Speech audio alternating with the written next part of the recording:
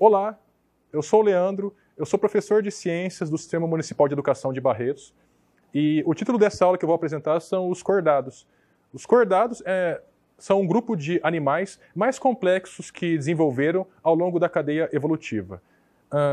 Nessa figura eu apresento a filogenia do reino animal, onde os cordados são esses animais aqui nessa extremidade. Como exemplos de cordados, nós temos os peixes, os anfíbios, os répteis, as aves e os mamíferos. Então percebemos aqui que foi o último grupo de animais que desenvolveram na escala evolutiva.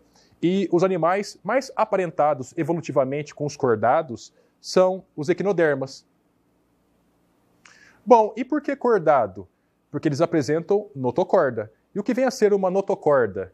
Bom, noto significa dorso. Dorso é a região das costas. Corda se refere a uma estrutura similar, parecida com uma corda. A notocorda existe em todos os cordados em alguma fase da vida. Na fase larval está presente em todos os cordados.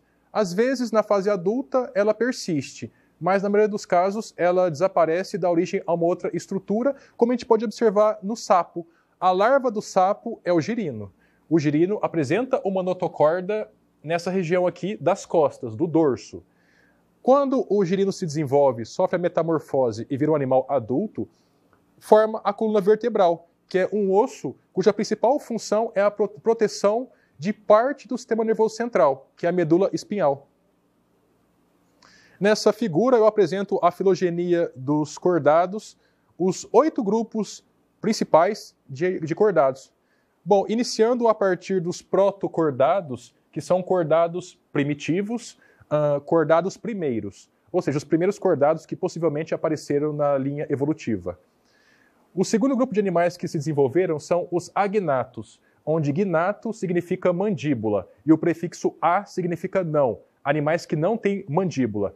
Bom, o que vem a ser uma mandíbula? Mandíbula é essa estrutura articulada que nós temos na boca, cuja principal função é a mastigação, e nesse momento eu estou falando porque a minha mandíbula se encontra em movimento.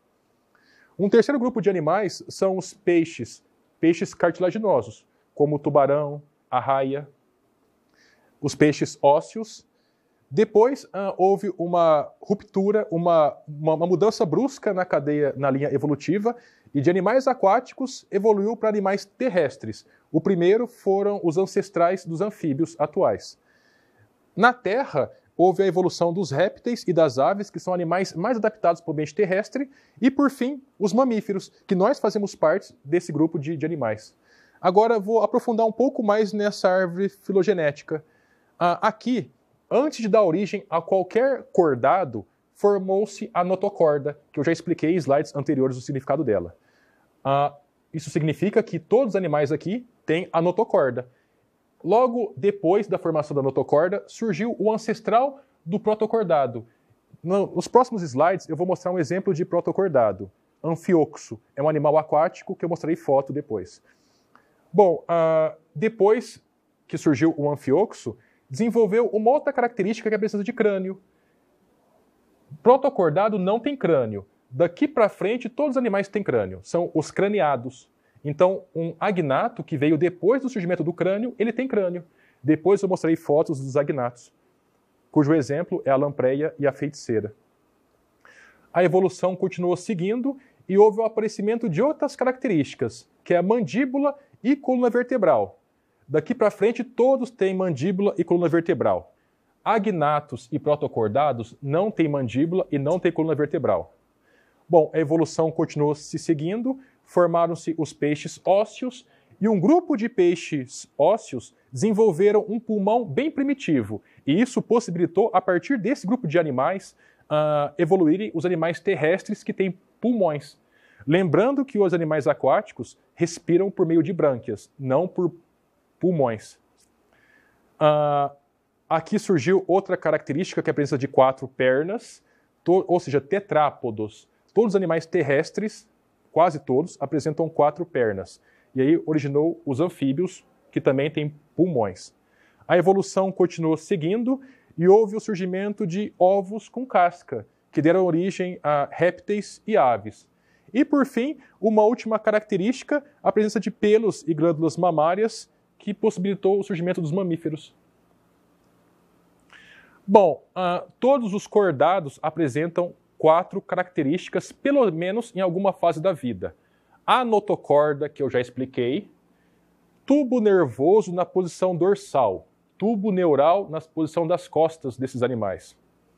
Fendas branquiais na faringe. A faringe é uma estrutura que nós temos na região da garganta. Fendas branquiais, brânquias, é uma forma de respiração de animais aquáticos.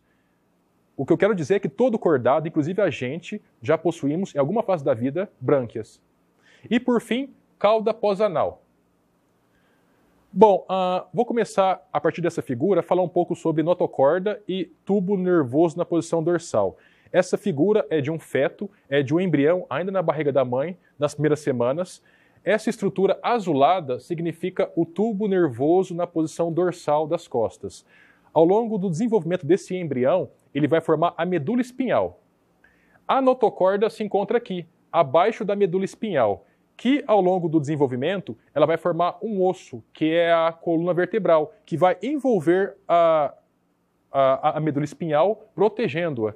Porque se não houvesse essa proteção, qualquer pancada que uma pessoa tomasse nas costas seria o suficiente para deixá-la ou paraplégica ou tetraplégica, ou perderia os movimentos das pernas ou dos braços e das pernas, né?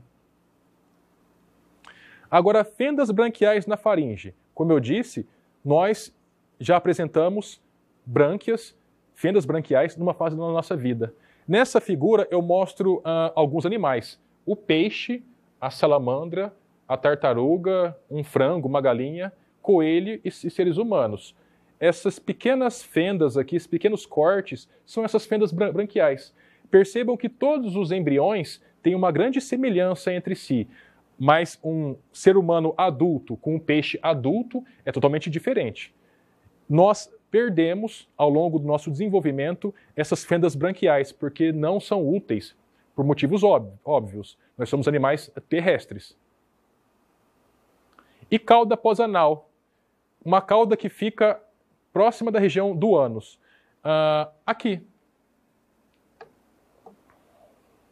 Nós, enquanto embriões, nós apresentávamos cauda. Essa cauda, ela tem um resíduo, um vestígio no nosso corpo, que é um órgão chamado cox, que fica um pouco acima da região do ânus. Bom, agora mostrar exemplos dos animais. Protocordados, os cordados primitivos. São cordados que não apresentam crânio. Não são peixes, são animais parecidos com peixes. Eles vivem na areia, no fundo de mares, principalmente. E ali eles se alimentam da matéria orgânica presente nesse ambiente. Eles têm algumas estruturas chamadas de cirros. Esse cirro serve para separar a areia e facilitar a coleta da matéria orgânica. Esse animal é chamado de anfioxo. Agora, o primeiro animal ou grupo de animais que possivelmente desenvolveu o crânio foi esse peixe aqui. Há cerca de 500 milhões de anos, o nome dele é Astraps. Então, o primeiro cordado que possivelmente desenvolveu o crânio. Bom, agnatus, peixe sem mandíbula e que já tem crânio. A gente pode observar que ele não tem essa dobra que permite a mastigação do alimento. A boca dele é circular. Esse animal aqui é chamado de lampreia. É um animal que é parasita de outros peixes. Ele fixa essa boca num outro peixe, como por exemplo um tubarão, se alimenta do tecido desse peixe e começa a chupar o sangue, a sugar o sangue desse outro animal. Um outro exemplo de peixe sem mandíbula e com crânio, também tem a boca circular, é a feiticeira, também chamado de peixe bruxa. É um animal que não tem mandíbula também. Agora, peixes cartilaginosos já apresentam uma coluna vertebral e mandíbulas. Como exemplo, atualmente nós temos a arraia e o tubarão. Agora, peixes ósseos, eu trouxe alguns exemplos. O esqueleto do peixe cartilaginoso, que eu mostrei anteriormente, não apresenta cálcio, não é rico em cálcio e em fósforo, como esses ossos dos peixes ósseos. Aqui eu tenho o pintado, o pirarucu, que é o maior peixe com escamas de água doce do mundo. Aqui tilápias e o peixe palhaço. E a partir desses peixes desenvolveu-se um grupo de peixes que apresentavam pulmões, e a partir dele deu origem aos animais terrestres. Atualmente nós temos como representante de peixe com pulmão a piramboia. Agora, os anfíbios, primeiro grupo de animais que possivelmente habitaram a Terra. Anfi significa dois, bio, vida. São animais de duas vidas. Uma vida em ambiente aquático e a outra vida em ambiente terrestre. A vida em ambiente aquático se refere à larva desses animais. A larva, por exemplo, do sapo, da rã e da perereca é o girino. E ele vive exclusivamente em ambiente aquático. Sofre metamorfose, forma o adulto, como por exemplo o sapo, que já vive mais no ambiente terrestre, mas também pode ficar no ambiente aquático. A salamandra, que é um outro anfíbio, ela tem a larva, a axolote, que da mesma forma depende do ambiente aquático. E aqui nós temos popularmente conhecida como cobra cega ou cecília, que também é um anfíbio. Não é uma cobra, porque cobra é um réptil. O nome popular dela que é cobra cega. Agora, os répteis, que são animais adaptados para o ambiente terrestre, são animais que têm escamas que evita a perda excessiva de água pela pele. Como exemplos, nós temos o jacaré, a lagartixa, tartarugas, uma cobra aqui, uma jiboia, e um lagarto, o calango. Esses répteis, assim como as aves, que eu vou mostrar no próximo slide, são animais que botam ovos. E um ovo elimina completamente a necessidade de ter um ambiente aquático para desenvolver uma larva. Então, como eu disse, são animais adaptados para um ambiente terrestre.